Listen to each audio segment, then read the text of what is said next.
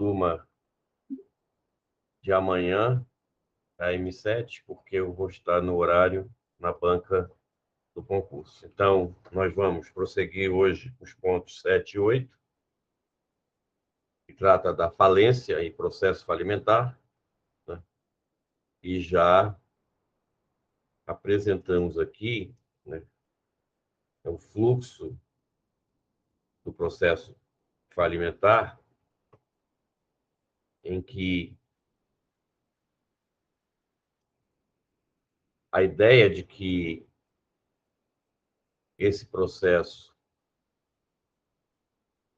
ele segue esse ciclo, um ciclo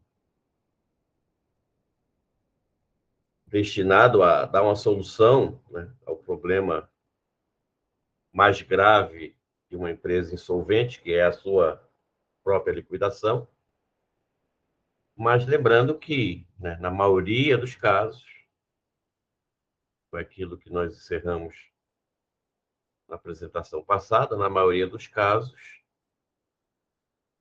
a falência ela se encerra assim, né, se esgota na primeira fase de conhecimento, quando o devedor, né, diante do pedido de falência, ou ele deposita o valor cobrado exigido pelo credor, e assim a falência é sim, né, um procedimento substitutivo da ação de cobrança, pode ser utilizado com essa finalidade, ainda, né, que isso represente né, uma pressão imensa, né, quase que draconiana sobre o devedor,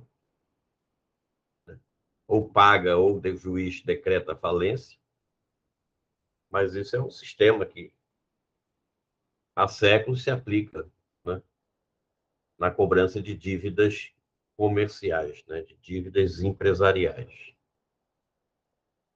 E agora não, com a Lei 11.101, né, foi introduzida essa possibilidade do devedor, no prazo de defesa, os 10 dias que ele tem para pensar, né, na solução a ser dada à sua crise, o devedor pode, nesse prazo de 10 dias, ingressar com pedido de recuperação judicial.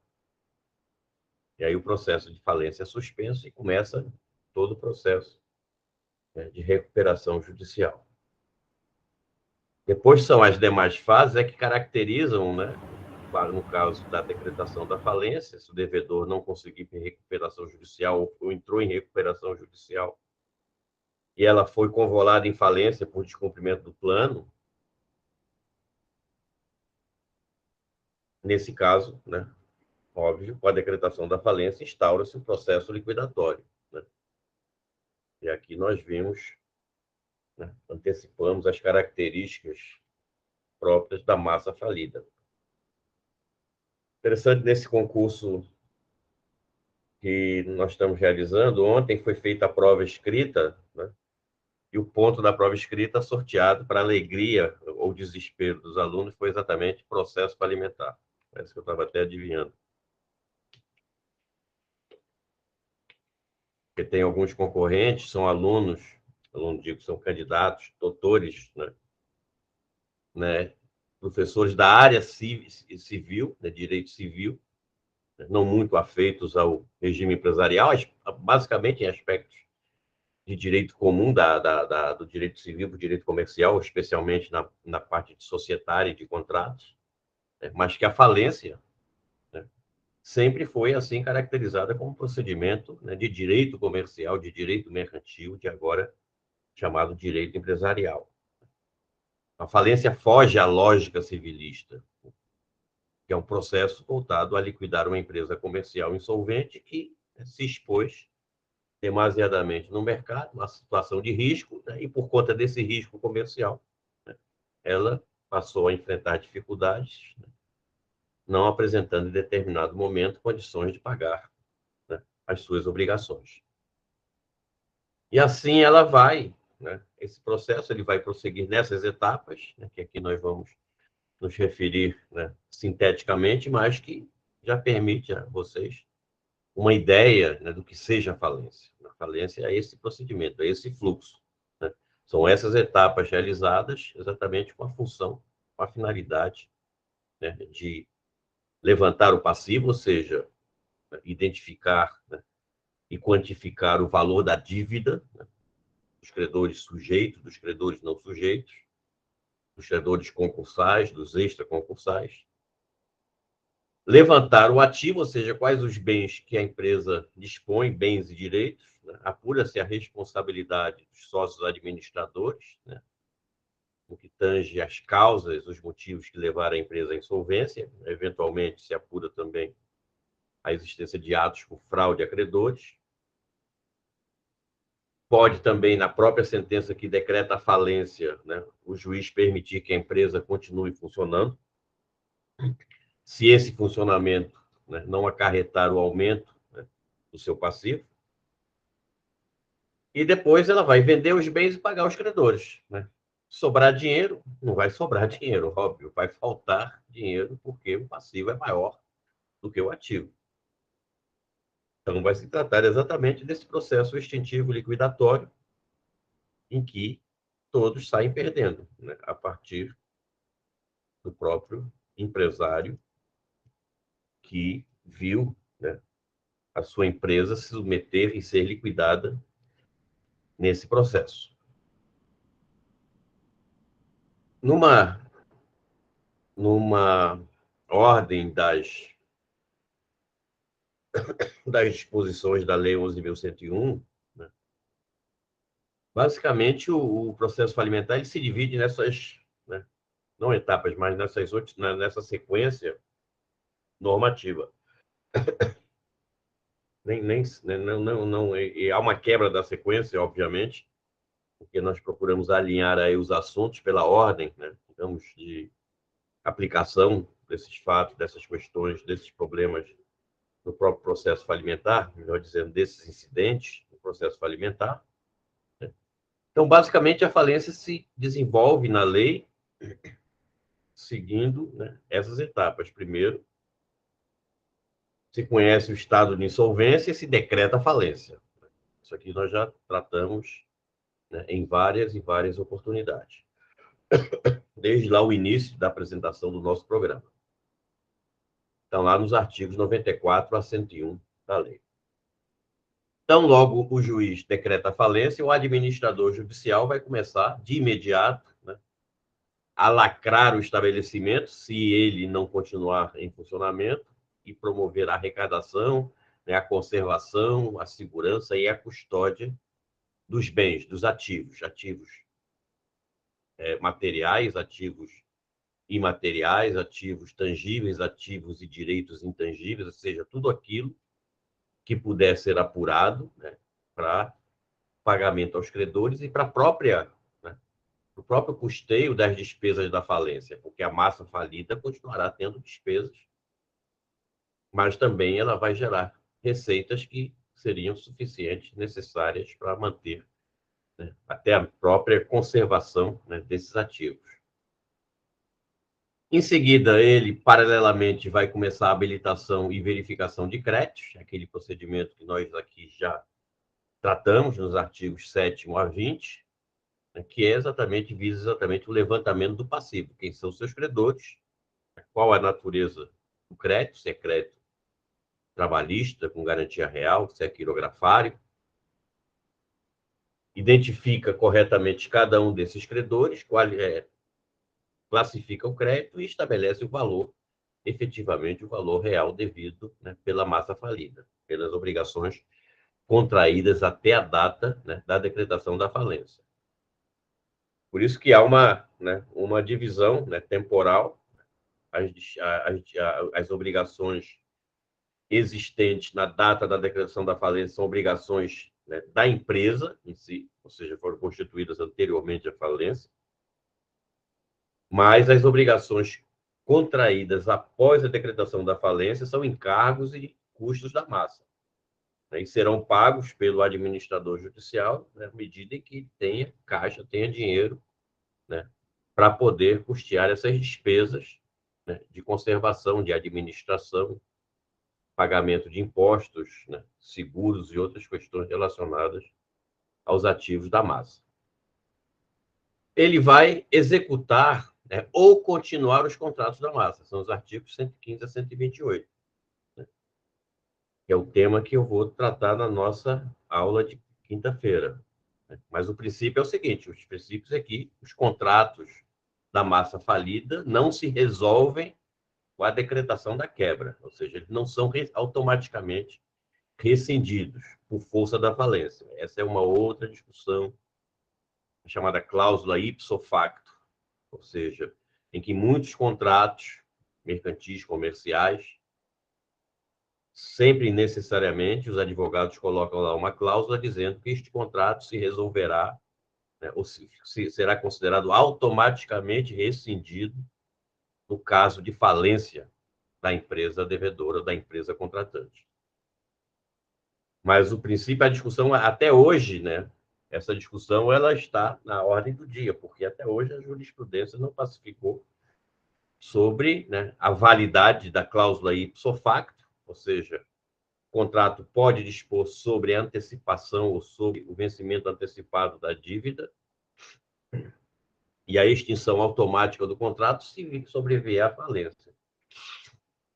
Outra corrente entende que essa norma do artigo 115, de que os contratos não se resolvem automaticamente com a decretação da falência, né, consideram que essa norma é uma norma de ordem pública. Portanto, não seria alcançada, né, pela cláusula ipso facto, que é uma cláusula de um contrato privado, e que não poderia ir objetivamente contra a lei. Nesse período de apuração da responsabilidade, né, dos administradores, dos controladores da empresa devedora, que é o período de administração, de sindicância, como se conceituava anteriormente,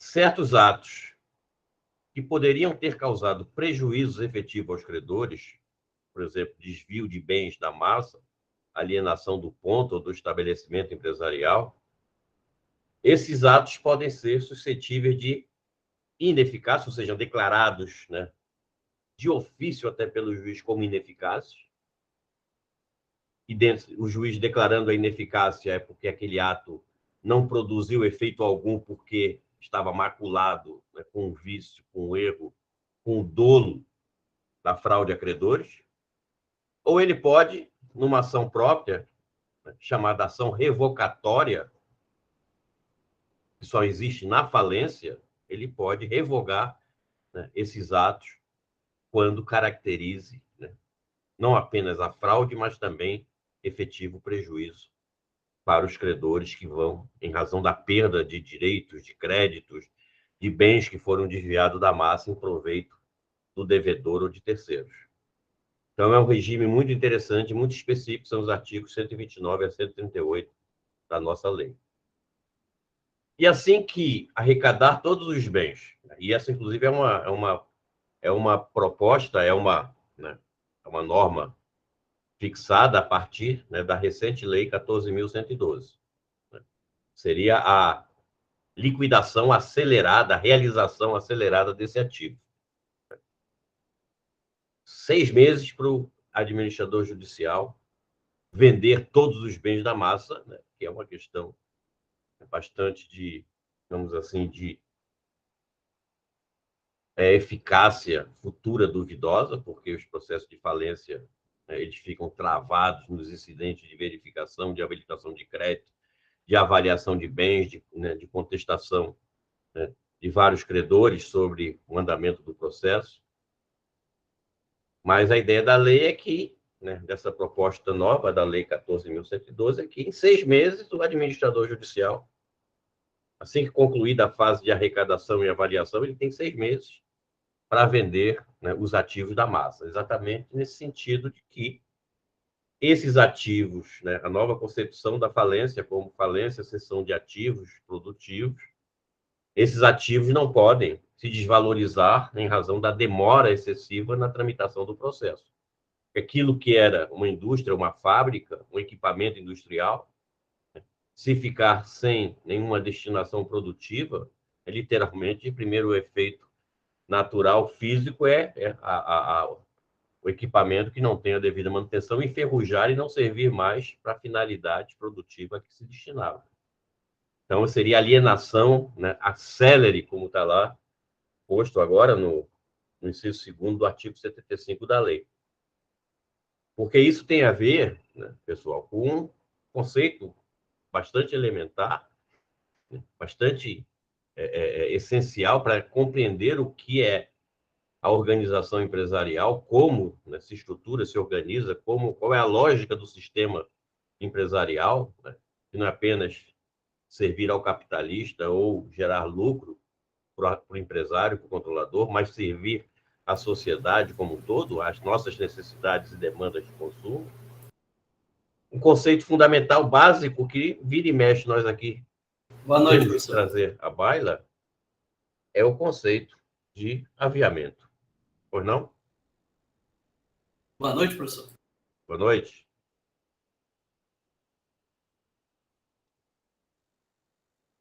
Quem vai querer? Quem está levantando a mão aqui? Ou foi só um gentil cumprimento? Foi só um gentil cumprimento mesmo. Diga, Felipe. Só cumprimentando o senhor mesmo, só isso. Obrigado pela consideração. Antes tarde do que nunca, né? Que você chegou agora. Sim, eu estou no controle da empresa, que o meu controle pessoal quebrou. E aí ele é uma carroça, assim, 3 rodas.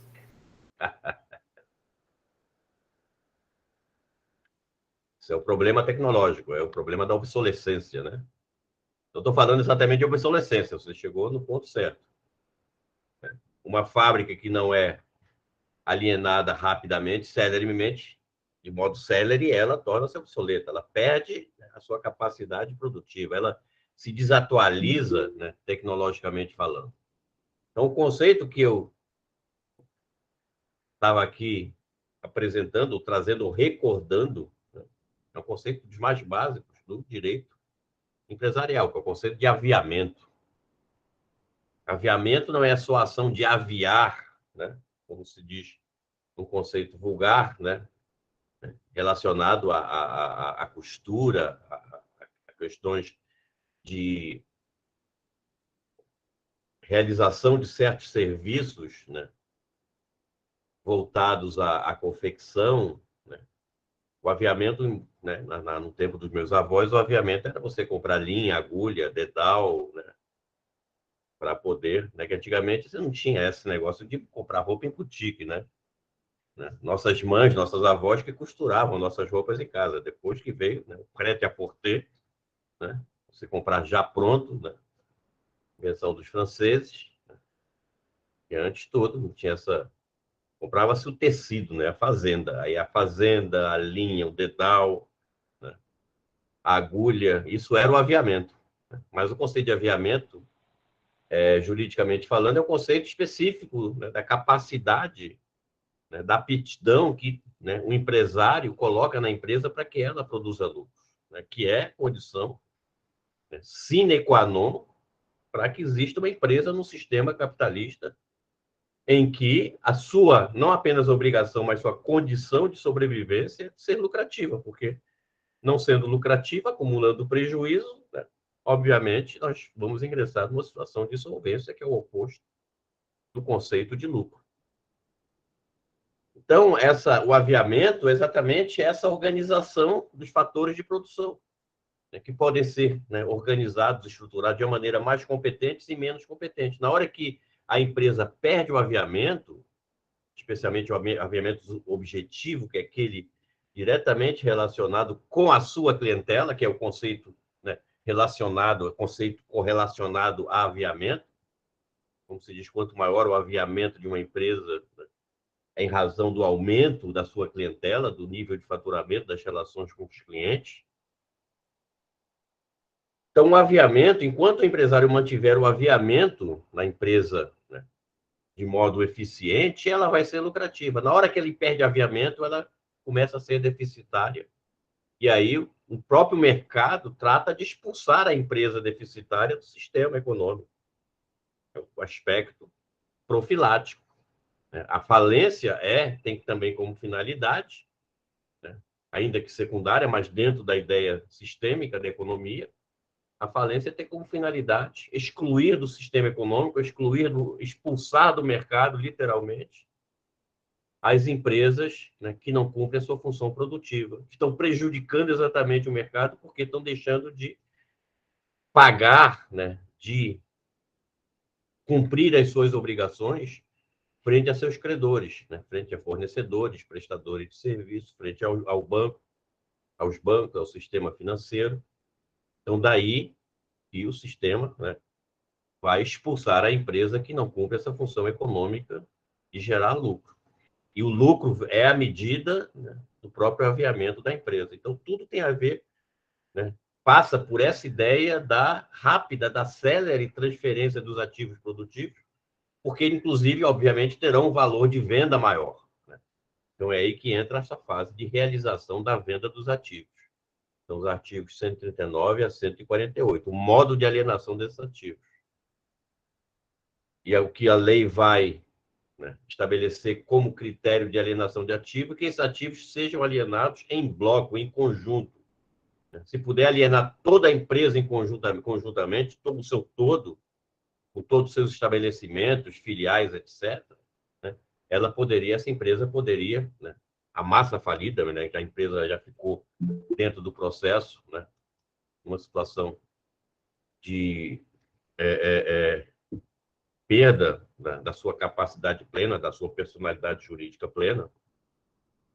Então, a ideia é de que esses bens, né, passem, né, o mais rapidamente possível e em conjunto, né, a outro grupo econômico, a outros empresários que vão dar a esses bens, né, da massa falida uma destinação, né, mais produtiva. E com a venda desse produto, da venda desses bens, se inicia o pagamento aos credores, que está lá, né, contido, regulado exatamente nos artigos 149 a 153. E quando tiver vendido o último ativo, né, não tiver mais nada, nenhum recurso, nenhum crédito, nenhum direito a recuperar, ou seja, esgotaram-se todas as fontes possíveis e imagináveis para pagar os credores, mesmo após a apuração, por exemplo, da responsabilidade pessoal do empresário, dos controladores, dos administradores, né, e que se concluir, e se considerar que eles não tiveram culpa na falência, né, ou seja, a falência foi por razão, né, de causas e motivos, né, exógenos, externos, como uma guerra, uma pandemia, uma catástrofe, uma crise grave de mercado, né, desequilíbrio econômico-financeiro do sistema fiscal, que o Estado interfere brutalmente no comportamento da economia.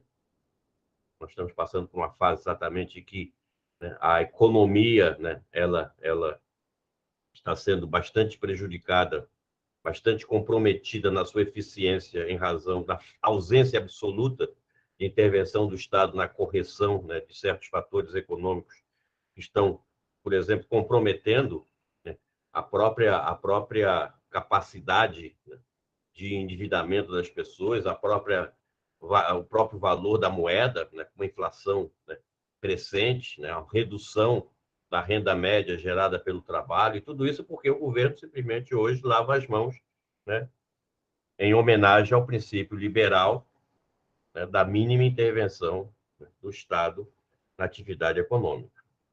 Então, essas causas exógenas, obviamente, não foram provocadas, né, de má fé, né, por dolo, pelo empresário, com a única ou a exclusiva intenção de prejudicar credores e enriquecer ilicitamente.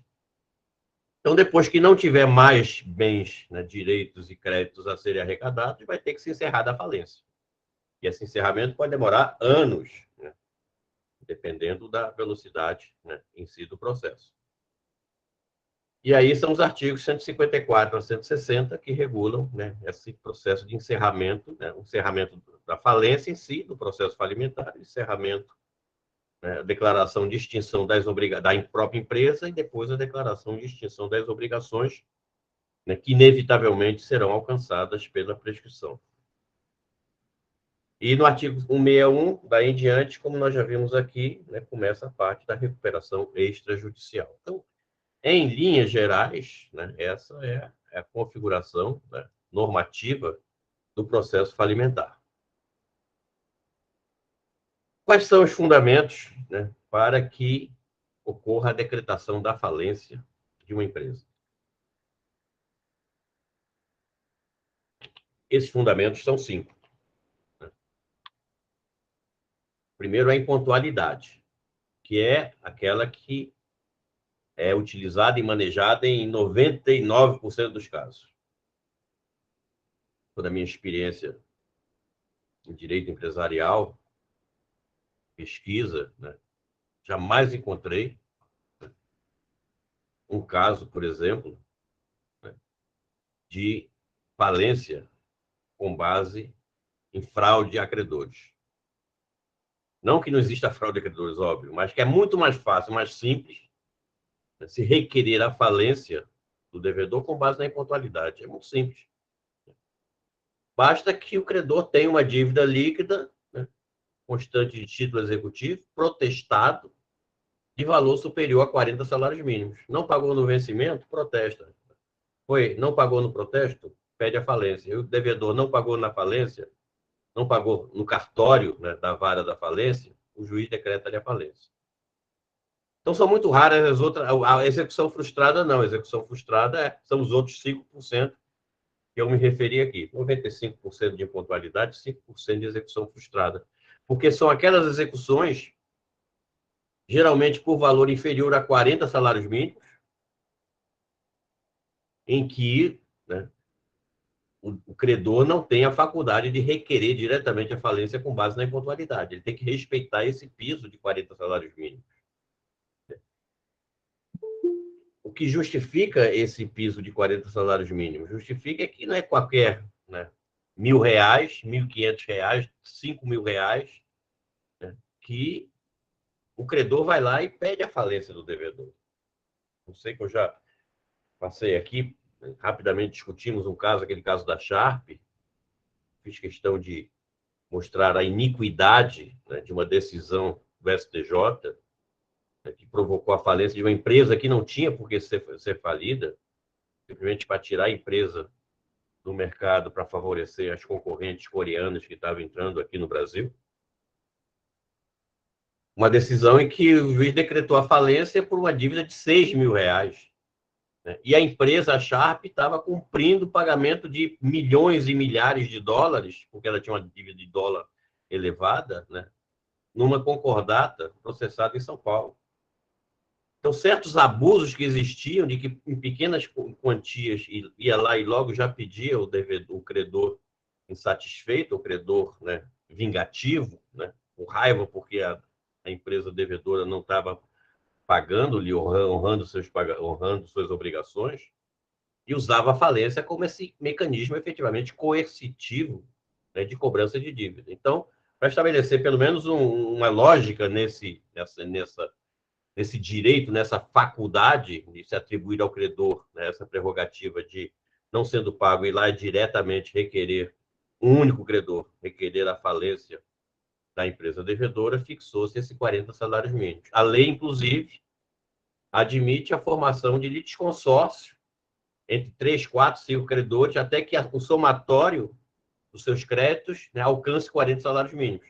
Né? Aí, 4, 5 credores podem ingressar, né, conjuntamente. É uma hipótese também muito rara, né, muito difícil de acontecer. Eles somam seus créditos e, alcançando esses 40 salários mínimos, eles passam a ter, né, o direito de requerer a falência, né, nesse caminho, vamos chamar desse atalho, caminho mais rápido. Simplesmente prova que a empresa está em insolvência jurídica, chama-se insolvência jurídica, porque presume-se que o não pagamento de qualquer dívida acima de 40 salários mínimos caracteriza, né, a falência.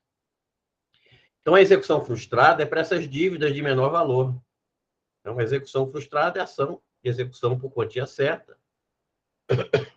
em em que o credor vai lá, apresenta um título, não precisa nem estar protestado, apresenta o título, né, demonstra a existência da dívida, o protesto, né, repita-se, e se coloque claramente o protesto é um procedimento necessário e obrigatório para falência apenas com base na impontualidade. O autor pode até protestar um título por execução frustrada, mas quem vai demonstrar, quem vai caracterizar, né, a insolvência, o estado de insolvência é o próprio magistrado. O devedor entra em juízo, o credor entra em juízo com a execução por quantia certa, né? O devedor será citado para pagar, né, para contestar ou para nomear bens a penhora. Ele nem paga, nem nomeia bens a penhora, ou nem contesta. Ou se contesta, as suas razões de contestação, né, não são admitidas, não são consideradas procedentes. Aí o juiz, né, manda penhorar bem, não encontrou nenhum bem para ser penhorado, a execução ficou frustrada. Então, o credor, né, com base numa certidão lá da vara competente, vai perante, né, um juízo de falência ou um juízo por distribuição aleatória e requer a falência por execução frustrada, exatamente a hipótese do inciso 2º do artigo 94. Ou então ele pede com base em atos de falência, que também é difícil de ocorrer, porque é difícil de ser, digamos, utilizado, porque exige uma dilação probatória, exige a formação de um contraditório, porque o ato de falência ele pressupõe a existência de fraude a credores. E fraude a credores, né, resulta também de um dolo manifesto. Então, se ele já tem o título protestado, tem o título que ele pode executar, ele vai preferir o caminho mais curto, né, e, obviamente, mais econômico do que aguardar um processo de conhecimento para se caracterizar a existência de fraude a credores, que são os atos de falência. Mas esse foi como eu coloquei na aula da quinta-feira, é a falência, né, real, a falência material, a falência caracterizada. É o sistema, né, como funciona no sistema anglo-saxão, na Common Law. Na Common Law, o sistema da Common Law, para se requerer a falência de uma empresa, de um devedor comerciante, dada a extremíssima gravidade dessa situação jurídica, o processo a falência somente se desenvolve se for provada, né, a existência de ato de falência, né? As outras consequências econômicas que não ocorrer, né, em razão de fatores voluntários, no sentido de causar intencional prejuízo a credores, não geram a falência. Geram, no máximo, a execução e busca patrimonial. O sistema anglo-saxão não admite a falência meramente com base na impontualidade. E uma empresa que buscou, né, a sua preservação, a sua última tábua de salvação na recuperação judicial, pode ir à falência. Não há uma blindagem, né, uma isenção, uma imunidade da empresa em recuperação judicial. Essa imunidade, diríamos, ela é temporária, passageira, só existirá enquanto ela estiver cumprindo o plano, pagando os credores de acordo com o previsto no plano. Então, se uma empresa não consegue cumprir o plano, aquilo que eu já disse aqui em outras ocasiões, o direito é muito dúctil, ele é muito flexível, né? O direito se adapta às situações concretas e reais. Então, o que nós verificamos na prática, a empresa não vem conseguindo cumprir o plano. O juiz não vai lá e decreta a falência. Há toda uma construção, né, de soluções alternativas, né, e que podem passar, inclusive, pela aprovação, autorização do juiz para a elaboração de um plano, de um segundo plano. Aí os credores têm, obviamente, que concordar, porque eles vão ter que se reunir, né, novamente em assembleia para aprovar esse plano, o segundo plano, o plano modificativo do primeiro. E pode ser que tenha um terceiro plano, pode ser que tenha um quarto plano, vai depender, né, da boa vontade dos credores e da paciência do juiz. Mas já ocorreram casos, né? Tem um caso muito pitoresco, foi o frigorífico Independência, né? Ele foi um quarto plano, ele também não vinha conseguindo cumprir o quarto plano, era um grande frigorífico de Minas Gerais, E ele foi salvo pelos irmãos Batista, da JBS.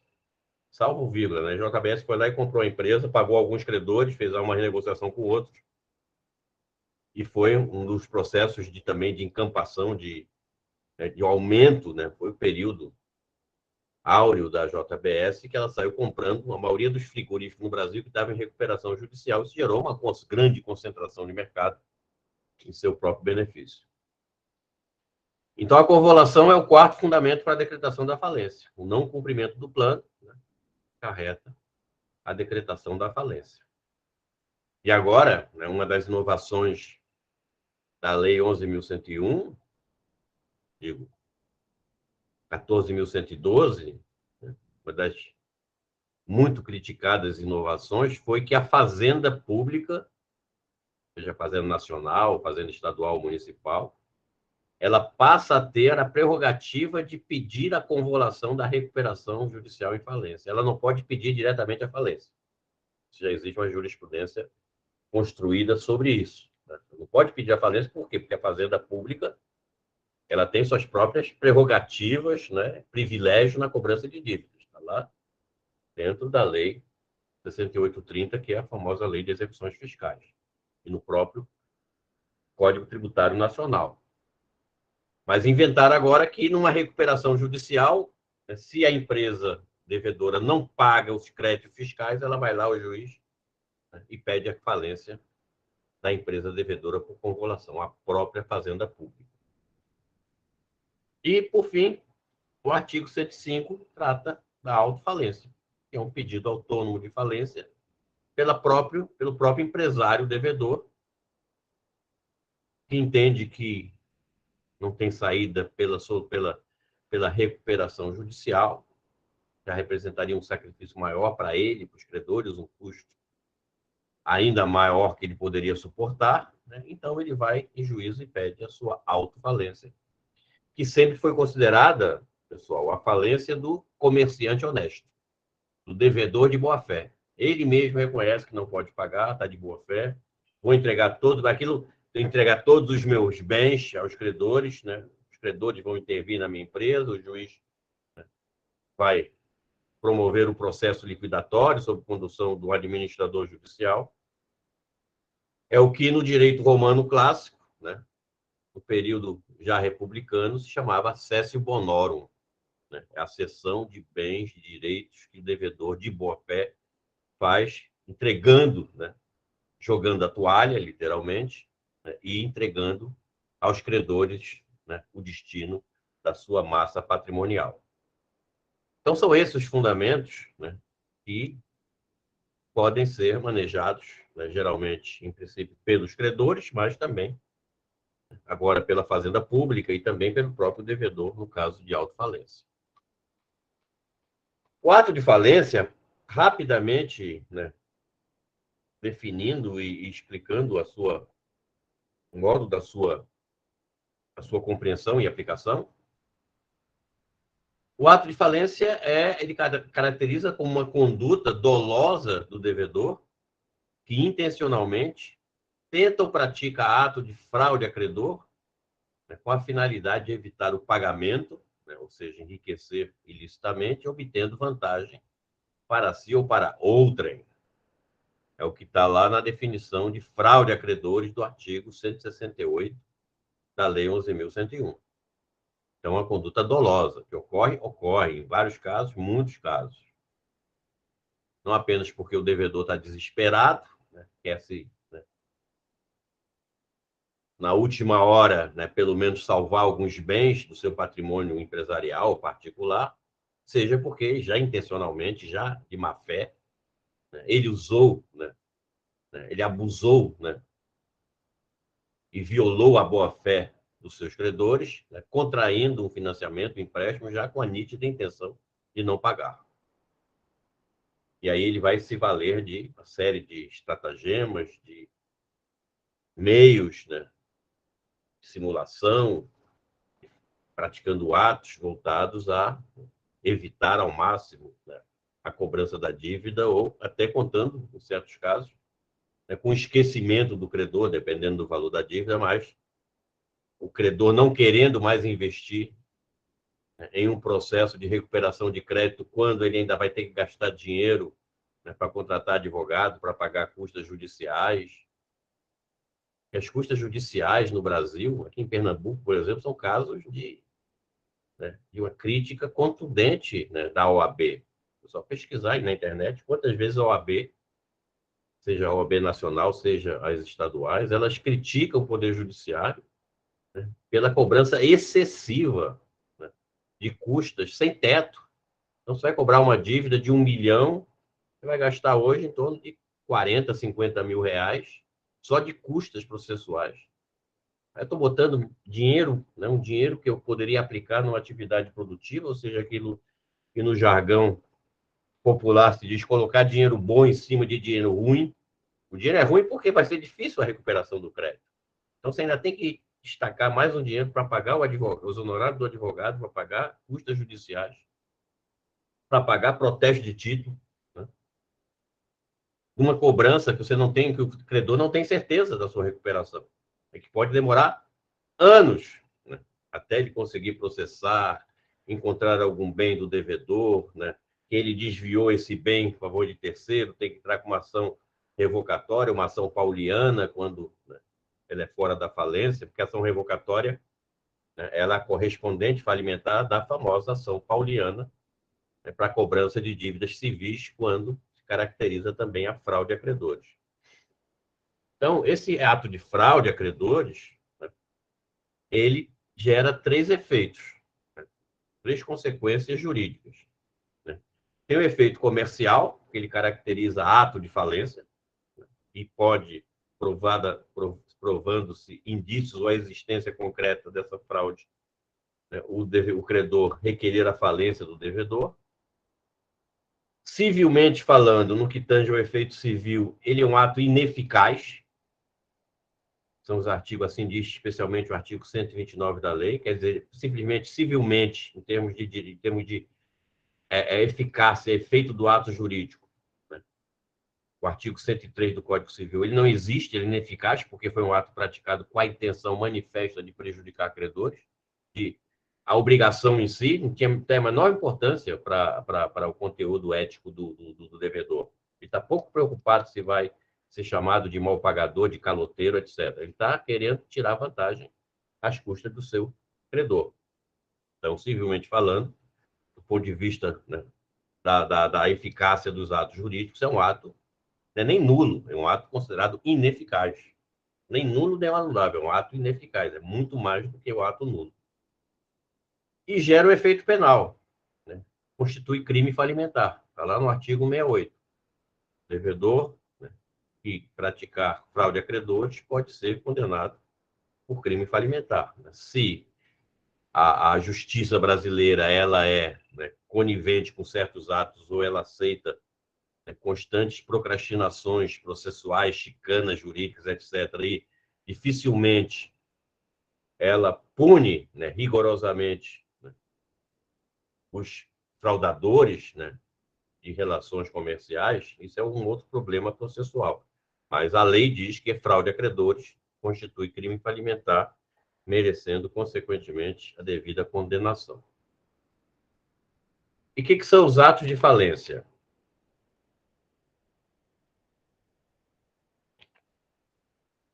A primeira hipótese é essa que trata da liquidação precipitada de ativos.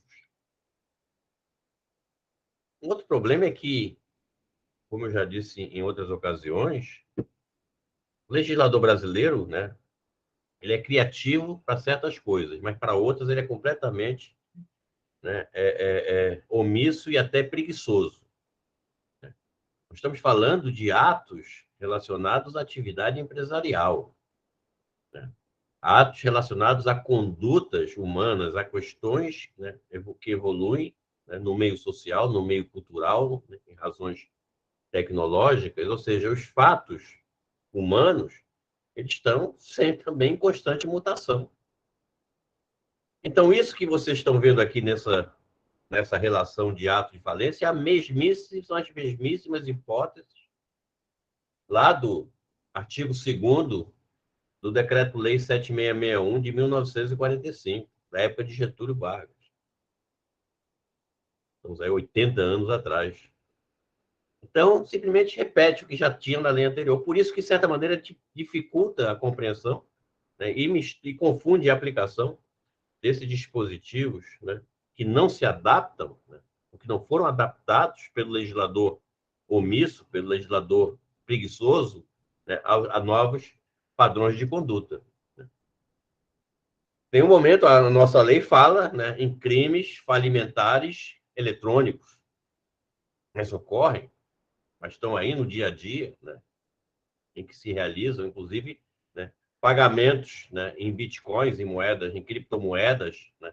Depois se descobre que essas criptomoedas não têm lastro suficiente e você vai, então, processar, né, quem lhe vendeu aquele título, né, financeiro, né, que não tem lastro, que não tem, né, liquidez nenhuma.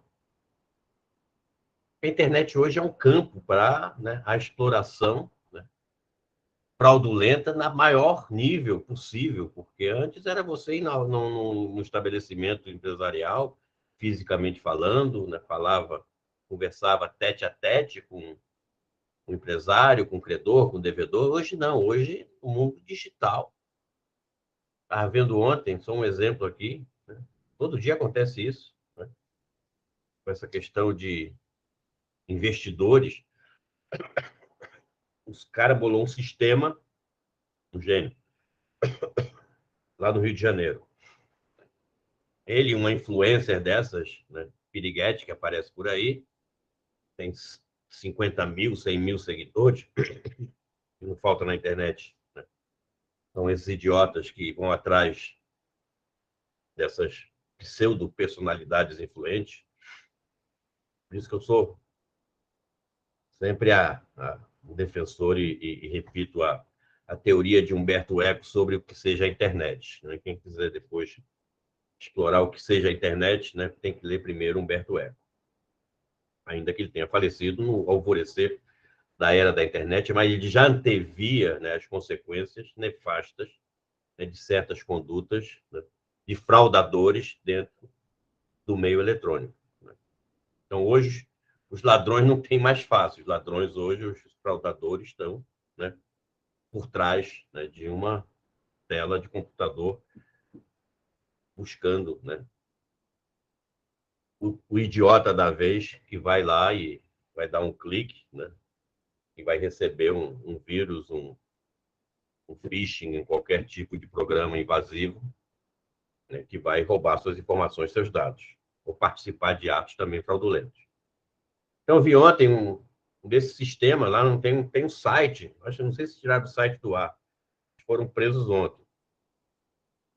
Ele prometia, né, um retorno de 300%, se você investisse nele, 300% em 6 meses. Qual ativo que dá 300% em 6 meses? 50%, né, é praticamente ao mês, né, de rendimento, né? Isso é claro que é uma pirâmide. Ele está pagando alguns poucos com o dinheiro dos idiotas, dos otários que estão pagando lá na base, prometendo que se você depositar R$ 2.800, daqui a 6 meses você vai ter 200 e tantos mil reais, né? É um idiota mesmo para acreditar nesses atos. Então, fechando esse parênteses, é para dizer que essas hipóteses são hipóteses, digamos, tradicionalíssimas, são hipóteses já desgastadas pelo uso do tempo, mas que, no fundo, é aquilo que está na lei. Então, você não pode ter um oitavo, um nono ato de falência. O ato de falência, ele é, né, literalmente, especificamente, ele é números clausos. São apenas esses que estão aí relacionados hoje no inciso 3º do artigo 94. Então, essa primeira hipótese é quando se procede à liquidação precipitada de seus ativos ou lança mão de meio ruinoso ou fraudulento para realizar pagamentos. Meio ruinoso quer dizer, liquidação precipitada de ativos quer dizer, você está vendendo seus bens a preço vil. Você tem um bem que vale, tem um carro que vale na revendedora, na empresa distribuidora, R$ 100.000. Você vai e vende aquele carro por 50 mil, por 30 mil. Ou seja, está vendendo, né, a preço, né, muito abaixo do seu valor real de mercado.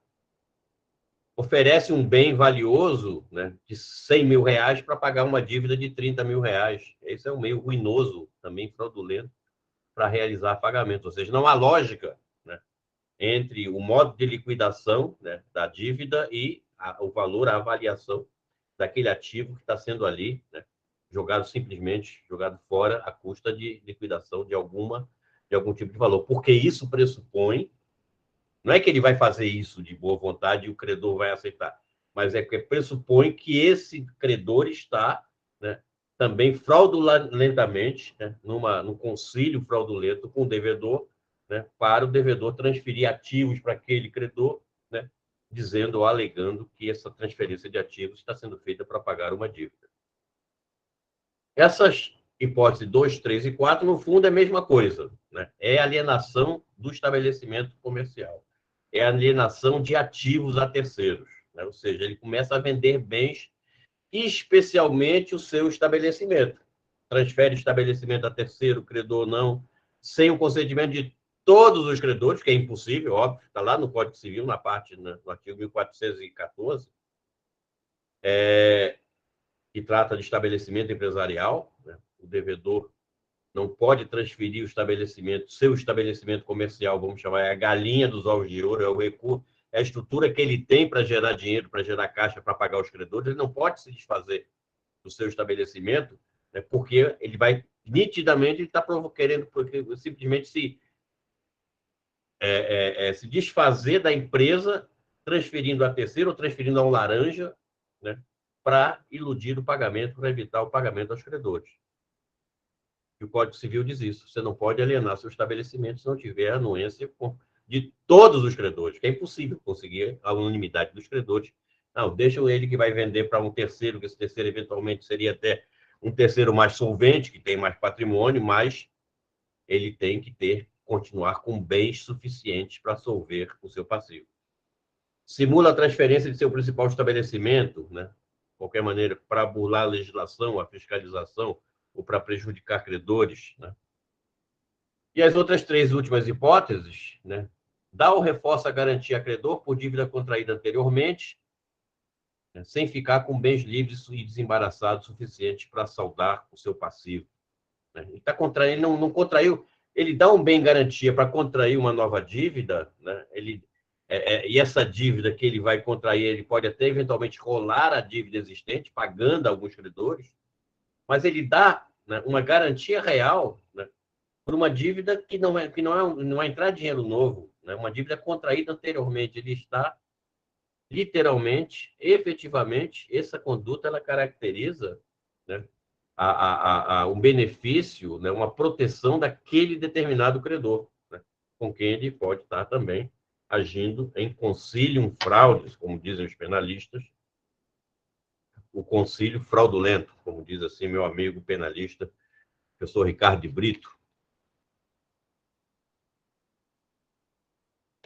meu querido colega de turma. E outra conduta típica, fraudulenta, é simplesmente aquilo que, né, no jargão popular, né, aqui, notadamente em Pernambuco, se diz o pipoco na praça. Aquele empresário, fulano, deu um pipoco na praça. Pipoco na praça, ele endividou-se, acumulou uma série de passivos, né? Quando ele viu que não ia ter dinheiro para pagar todos os credores, mesmo inclusive intencionalmente, ele simplesmente sumiu, desapareceu. Se mudou para o Pará, para Mato Grosso, foi para o Paraguai. Simplesmente ele abandonou o estabelecimento, né?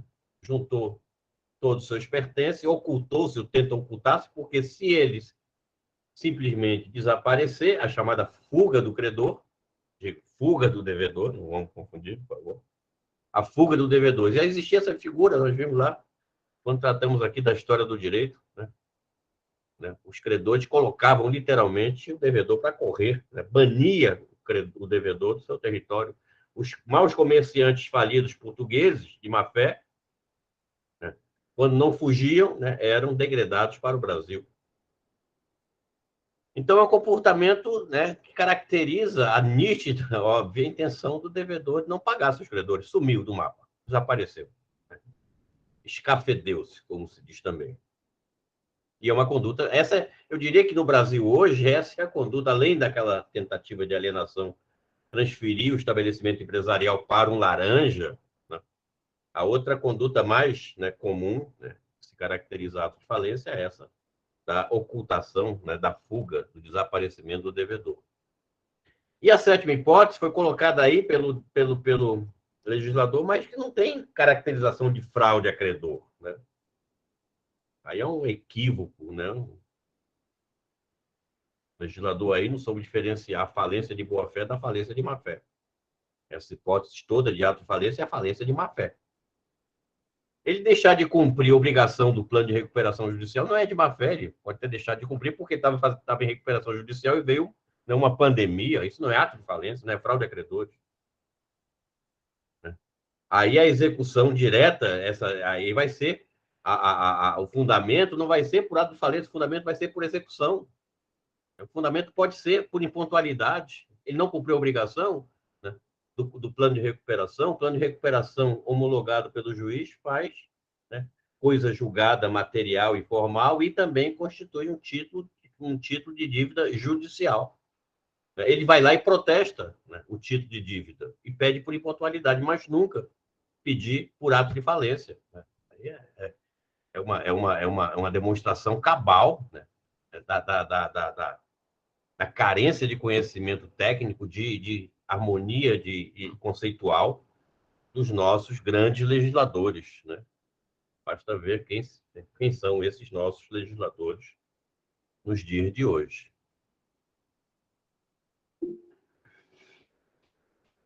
Assim, né, nós já vimos o... Professor, Oi. Licença, só uma dúvida. Eu queria saber se esse rol do artigo 94, inciso 3º, é um rol taxativo ou não, que eu não escutei o senhor falando sobre isso. Eu acho que agora há pouco eu falei que ele é números clausos, né? Então, são somente essas 7 hipóteses de ato de falência. Então, eles são taxativos, né? Eles não são meramente exemplificativos. Entendi. Isso é uma crítica. Justamente eu fiquei pensando o que o senhor falou, né? Existem atos mais modernos que não necessariamente vão se encaixar. Não vão se encaixar. Aí você... a pessoa não vai poder pedir a falência com base no ato de falência simplesmente porque não está no rol. Porque não está no rol, exatamente. Por isso que nós temos uma transformação, né, social, cultural, tecnológica, principalmente no ambiente empresarial, que é um ambiente muito criativo, né? Então, essas hipóteses têm que ser ajustadas. Você não pode continuar trabalhando com hipóteses, né, do século passado.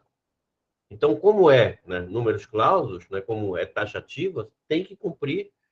Se tiver essa pirâmide financeira feita através de criptomoeda, né, roubando, literalmente, isso é um assalto à mão armada, à mão desarmada, quer dizer assim. Né? Não pode ser falência, né?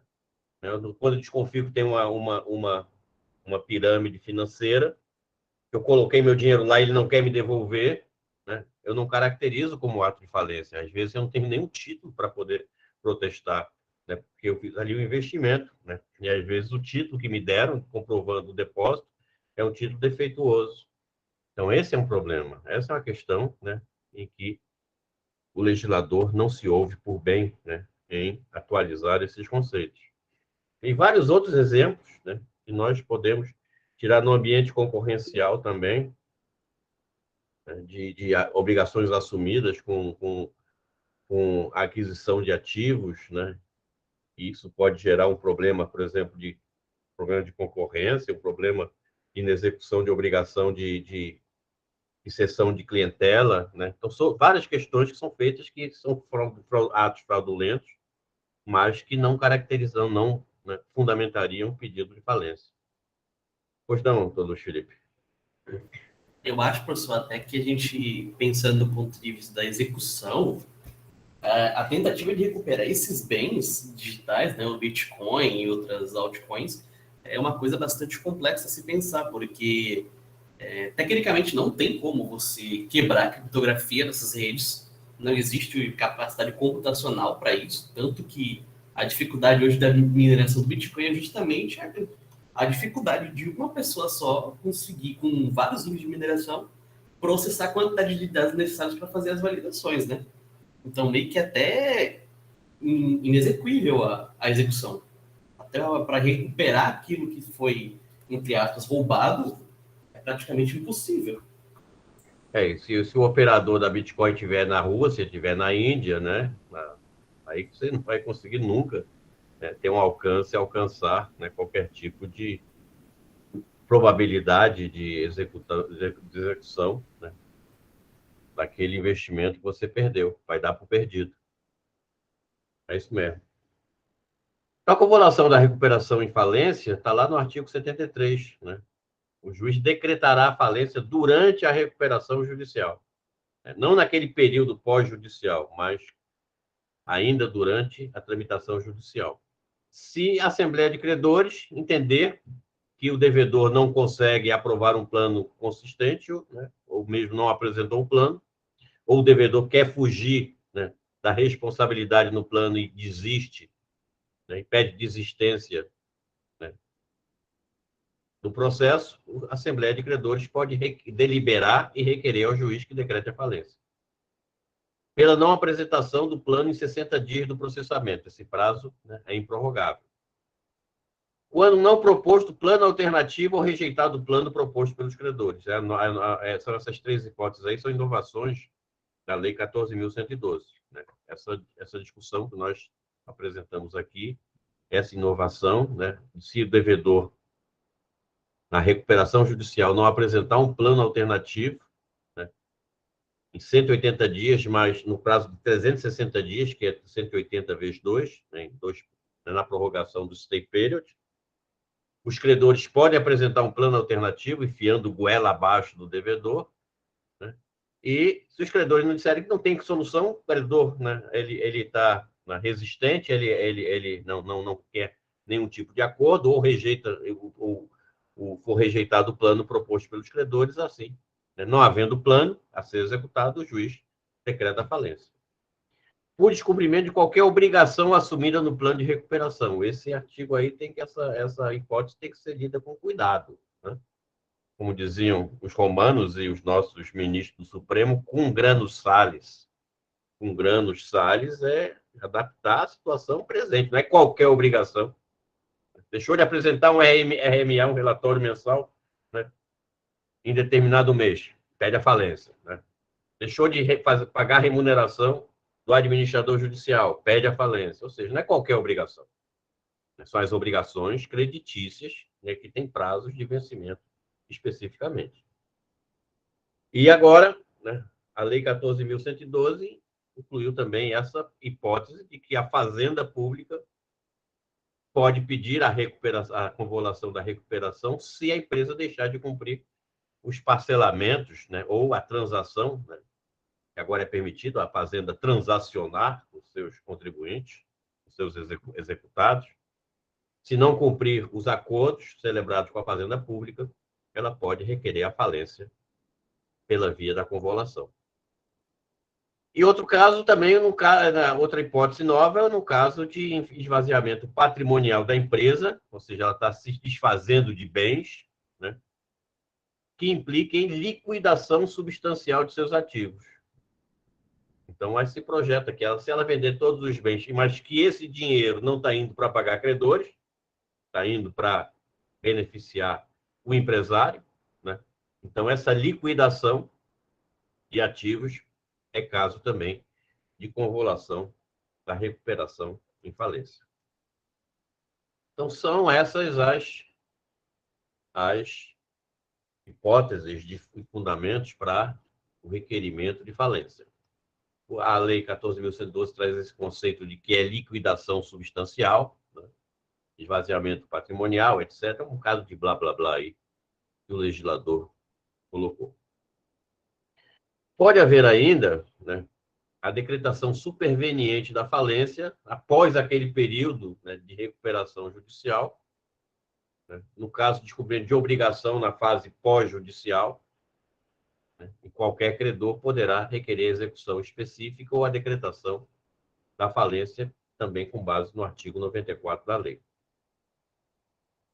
E o credor não sujeito à recuperação judicial. Esse mantém, né, todos os seus privilégios creditórios. Os credores, aqueles credores do parágrafo 3º do artigo 49, alienação fiduciária, de leasing, venda com reserva de domínio, adiantamento de contrato de câmbio, eles mantêm todas as suas prerrogativas e privilégios e podem, se a devedora não pagar a esses credores não sujeitos, eles vão lá, né, e entram com a execução da obrigação, né, ou pede diretamente a falência da empresa devedora, seja em razão de impontualidade, de execução frustrada ou por ato de falência.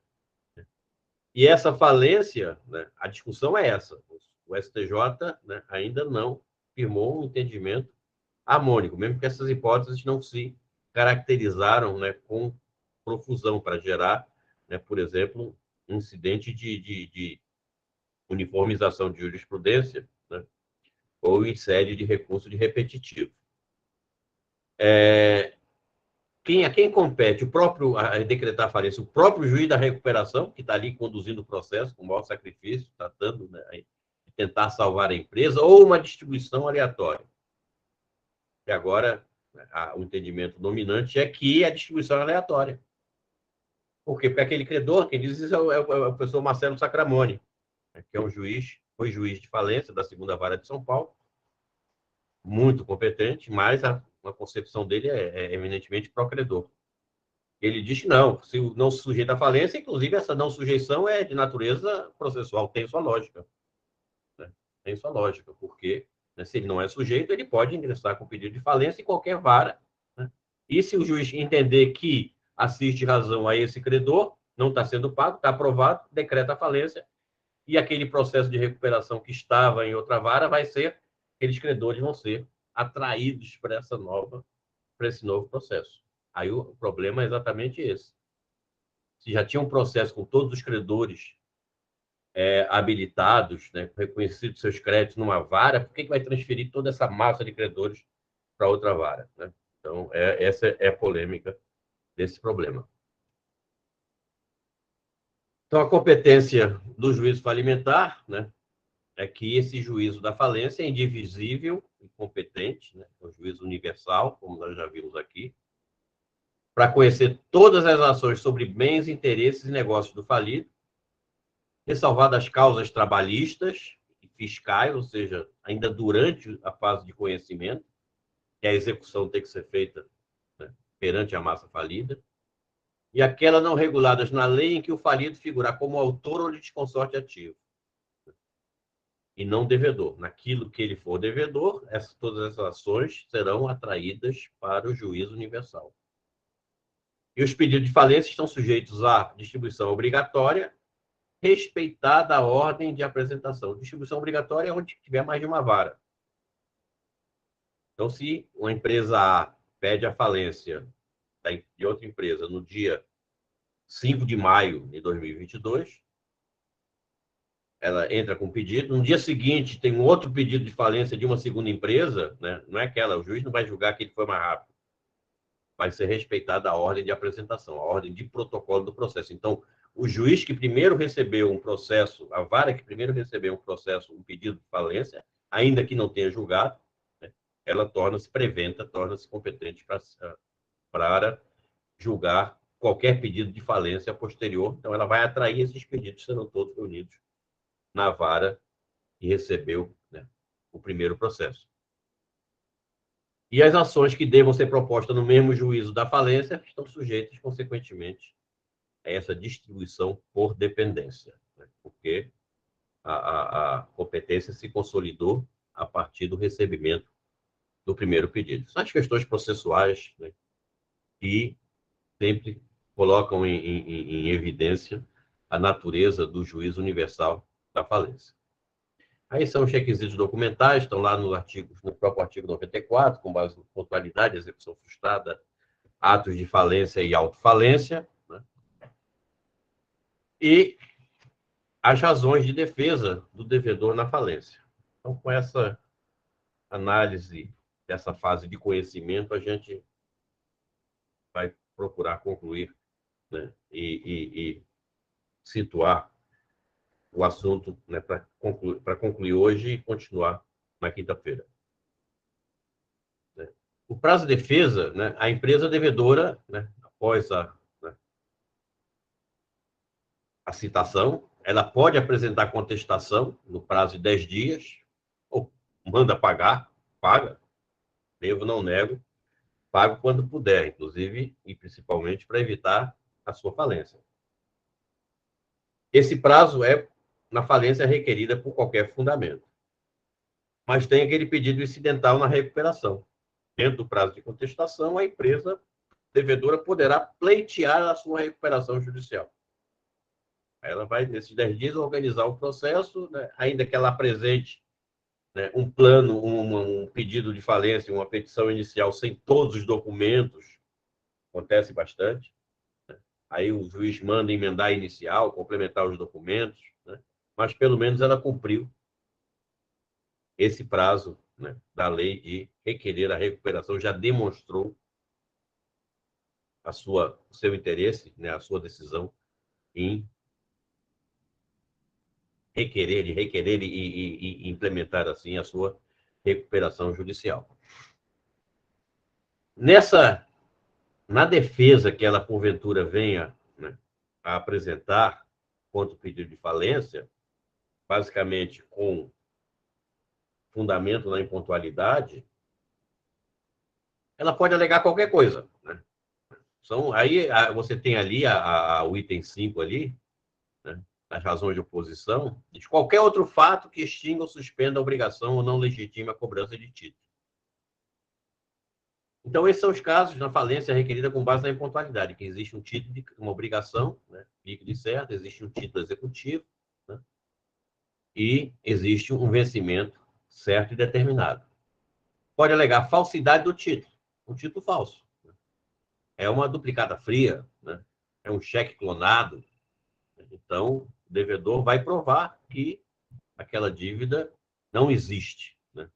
Que ali o credor está se valendo de um ato, né, utilizando falsidade para constranger o devedor, que pode ser que, de modo incauto, né, ele pague um título falso. Falha de comunicação interna entre a tesouraria, entre a área jurídica, etc. Tudo é possível. Pode ser por prescrição. O título a dívida está prescrita. Né? A dívida prescrita, prazo médio de prescrição de dívida em título de crédito é 3 anos. Né? Vem cobrar 4 anos depois da dívida. Está prescrita. Então, alega-se a prescrição. Né? Analisa se existem causas suspensivas ou interruptivas da prescrição, mas prescrita a dívida, né?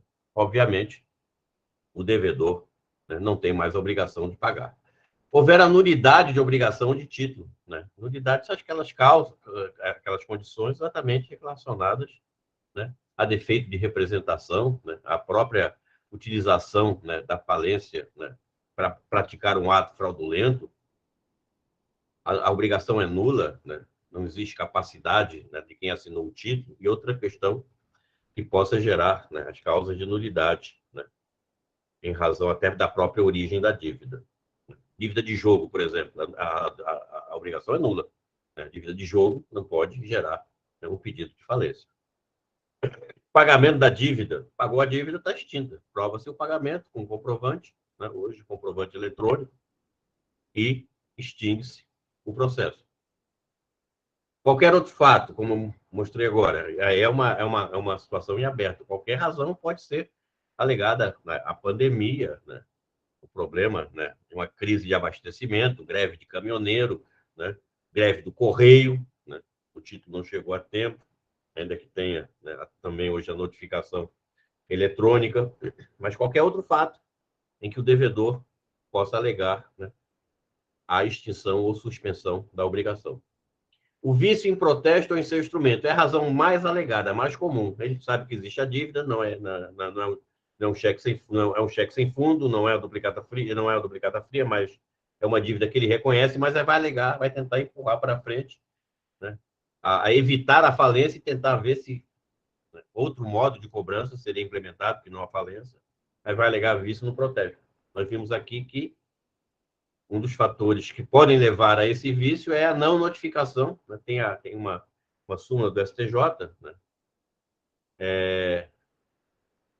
Eu não botei aqui, mas tem uma súmula do STJ, a 352, que diz que, né, o protesto, né, quando tem efeito falimentar, quando possa gerar a falência, que é um efeito bastante grave, bastante negativo, né? Na notificação do protesto, feita pelo cartório de protesto, tem que ter a identificação da pessoa que recebeu essa notificação. Não que ela tenha que ter poderes, né, de ser notificada ou citada, mas apenas a identificação, para saber exatamente que aquela pessoa trabalha na empresa, ou tem qual é o porteiro do edifício empresarial em que tem a sede da empresa, ou qualquer, né, que identifique, haja uma relação realmente de que a notificação foi entregue, né, a tempo e modo pelo cartório de protesto. Então, pode até haver esse vício. Apresentação do pedido de recuperação judicial no prazo da contestação, né, como nós vimos agora. E se a empresa fechou suas portas, encerrou suas atividades, né, em princípio fez a sua dissolução, a sua liquidação, e deixou de pagar alguma dívida para um determinado credor, e foi lá e pediu baixa na junta comercial, né, há uma decadência, um prazo decadencial de 2 anos para esse credor entrar com pedido de falência. Passados esses 2 anos, né, haverá decadência, porque ela fechou suas atividades, encerrou suas atividades regularmente, porque dando baixa na junta comercial, porque essa extinção foi regular. Consequentemente, é o mesmo período de 2 anos, vocês se lembrarem, né, de responsabilidade do sócio retirante na sociedade. O sócio que se retira de uma sociedade remanesce a sua obrigação pelo prazo decadencial de 2 anos, para ser cobrado por dívidas contraídas na sociedade até a data da sua saída. E não responde por dívidas posteriores, mas ele pode ser, né, responsabilizado por dívidas que não tenham sido alcançadas ainda, pelo mesmo prazo decadencial de 2 anos, que é esse, exigido também na falência. Então, esses são os pressupostos iniciais que a gente queria trazer aqui hoje, fechando só com essa questão do depósito elisivo, né, que eu já tratei aqui, já procurei reforçar e esclarecer que 95% dos processos de falência, né, se encerram no depósito elisivo. O devedor vai lá e paga, a dívida acabou-se. Prova que não está insolvente. Então, nos pedidos que sejam de créditos líquidos e certos, né, como os pedidos com base na impontualidade, com fundamento na impontualidade e na execução frustrada, o devedor poderá, no prazo da contestação, ou seja, nos 10 dias, depositar o valor correspondente ao total do crédito, acrescido de correção monetária, juros e honorários advocatícios. Isso geralmente vai junto com o pedido, né, do credor, os acréscimos moratórios, né, e decorrentes do atraso no pagamento. Esse artigo 98, parágrafo único, ele não chama mais de depósito elisivo, assim era denominado na lei passada, em toda a história do direito falimentar. Esse depósito é elisivo porque extingue a obrigação por modo diverso, distinto, né, da prestação, né, que deveria ser realizada com pagamento em dinheiro na data do vencimento. Então, a elisão é uma espécie de dilação, né, para o pagamento da dívida. Então, quando há o depósito do valor reclamado pelo credor, morreu a discussão, porque o juiz, né, o juiz vai sentenciar, vai denegar a falência. Essa sentença é de mérito, ele reconhece ele reconhece que o pedido do credor é procedente, existiu uma dívida, o devedor foi protestado, não pagou, e que, consequentemente, ele usou o processo pedido falimentar, né, do modo como a lei, né, lhe permite, do modo como a lei assegura essa essa prerrogativa, né? Então, não há nada que discutir quanto, né, quanto a essa a possível ilegalidade ou a possível abusividade na cobrança de uma dívida pela via falimentar. Então, essa é a redação, né, do artigo 98 da lei, né? Bastante sintética, né? Quando diz citado, o devedor poderá apresentar contestação no prazo de 10 dias. E o parágrafo único trata exatamente desse depósito elisivo. Os pedidos baseados nos incisos 1º e 2º do artigo 94, ou seja, em pontualidade e execução frustrada, o devedor poderá, no prazo da contestação, depositar o valor correspondente ao total do crédito, acrescido de correção monetária, juros onerários, hipótese em que a falência não será decretada. Caso julgado procedente o pedido de falência, ou seja, existência da dívida não paga, protestada, né, e depositada, né, o próprio devedor reconheceu a sua existência, o juiz ordenará o levantamento do valor pelo autor. A redação é meio truncada, meio confusa, não dá para entender direito o que, né, ele nem fala aí na questão, né, de que essa sentença, né, é de mérito, mas é de mérito mesmo, porque a sentença denegatória reconhece, né, né, o direito do devedor ao pagamento da dívida, e ele pode se valer, né, da estratégia coercitiva para falimentar, para ir buscar o seu pagamento. Pronto, pessoal. Então, por hoje é só. Na quinta-feira a gente retorna, né, e na sexta-feira, 13, dia do Gato Preto, eu vou postar, né, a segunda tarefa, e a nossa aula da quinta eu vou continuar online para poder juntar as turmas, e aí a gente encerra, porque eu vou aproveitar também quando eu vou poder dar aula na turma M7, que eu estou nesse concurso o dia todo, então eu vou dar aula online para vocês e vou postar também como aula síncrona para a M7, já que o assunto, né, nós estamos na mesma balada em termos, né, dos pontos do programa, ok? Então, obrigado, Obrigada pessoal. pela aula, professor. Uma boa noite e até Boa quinta-feira. noite. Obrigado, boa noite, professor. Mas, professor, logo Boa noite, sexta-feira, professor. 13, Oi, professor. Boa noite. Obrigada, professor. Até quinta. Até quinta, valeu. É quinta, professor. Professor, deixa eu lhe fazer uma pergunta off-board Diga lá. aqui. Aquele rol do 7.3, aquela parte aquela última sessão do não cumprir as condições, né? Aquilo ali, ele pode ser decretado de ofício, atestando o caso ou não? E qual do 73? É A última hipótese? aquela hipótese que ele não cumpriu a obrigação creditícia do plano Então, de ali recuperação. hoje o descumprimento da obrigação é o inciso 4, né?